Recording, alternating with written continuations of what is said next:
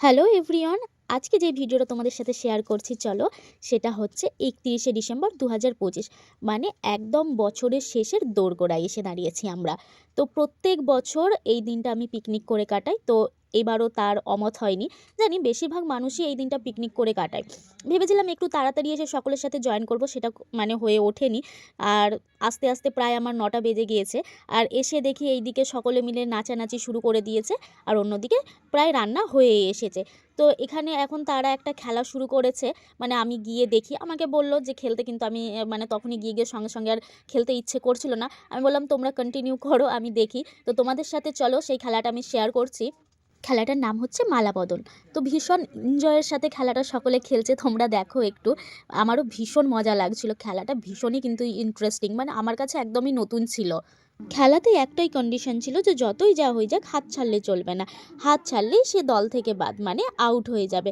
আর picnic মানে তো তাই না, যে অনেক দিন পর প্রত্যেকটা মানুষের সাথে দেখা হয় এবং তাদের সাথে খেলাধুলা এনজয় করা, এই পিকনিকেই তো হয়।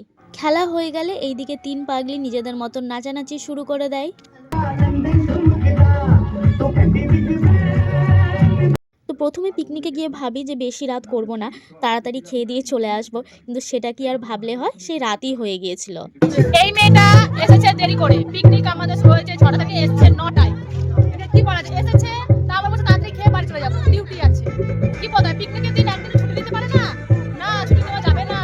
আর এইদিকে রান্না কমপ্লিট হয়ে যাওয়ায় চেয়ার টেবিলগুলো পেতে দেওয়া হয়েছে, কারণ অনেক অনেক ছোট ছোট বাচ্চা আছে যাদেরকে আগে খাইয়ে দেওয়া হয়েছিল। এবার আমরাও ভেবেছিলাম তাড়াতাড়ি খেয়ে নেব, কারণ প্রত্যেক বছর আমরা রাত 12টার পর খাওয়া দাওয়া করি, কিন্তু এবার সেটা ভেবেছিলাম যে না, খাওয়া দাওয়া করে তারপরে যা করার করব। আর ওই যে মহিলাটাকে দেখছো বাচ্চাদের এত বকাবকি করছে, ওনাকে মাদার ইন্ডিয়া বলতে পারো। কারণ যে কোনো পিকনিক হোক বা যে কোনো অকেশনে হোক, বাচ্চাদের দায়িত্ব ওনার হাতেই দেওয়া থাকে, মানে বলতে গেলে এক কথায় ভালোভাবে বাচ্চাদের গাইড করে। তো পুচকুগুলো ফোন দেখছিল খাওয়া বাদ দিয়ে, মানে খেতে বসার আগে ফোন না ছাড়া খাবে না, তাই ওনাদের বকাবকি হচ্ছিল, তাই পুচকিটা কাঁদতে শুরু করেছে। আবার কাঁদার পর দেখো চোখ মুছিয়েও দিচ্ছে। এবার চলো তাহলে তোমাদের পিকনিকের মেনুটা শেয়ার করি। ভাত ছিল, আর একটা পাঁচ তরকারি ছিল, ডাল ছিল, চিপস ছিল, আর চিকেন ছিল। আর এই যে দাদা আর কয়েকজনা মিলে, আরও কয়েকটা দাদারা সকলে মিলে ওরাই রান্নাবান্না করেছিল। আর এই যে চাটনি, এখানে এই যে চিকেন। আর এইদিকে খেতেও বসিয়ে দেওয়া হয়েছে। তো প্রথমে বলেছিলাম তোমাদের বাচ্চাদের আগে বসানো হয়েছে, বাচ্চাদের খাওয়া দাওয়া হয়ে গেলে তারপরে আমরা বসে পড়বো খেতে। আর আমি এইদিকে ভাবলাম আমি একটু কিছু হেল্প করে দিই, তাই একটু জল দিয়ে দিচ্ছিলাম সকলকে। বাচ্চাদের খাওয়া দাওয়া হয়ে গেলে এইদিকে আমরা সকল বান্ধবীরা মিলে খাওয়া দাওয়া করতে বসে পড়ি।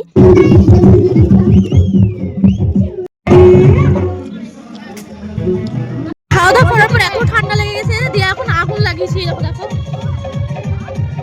এখন সবাই মিলে এখন আগুন তাপছি আমরা।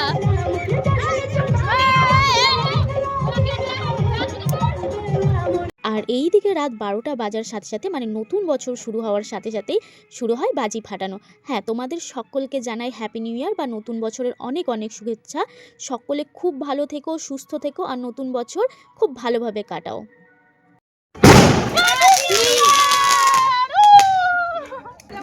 অদি একটু হ্যাপি নিউ ইয়ার বলো তো।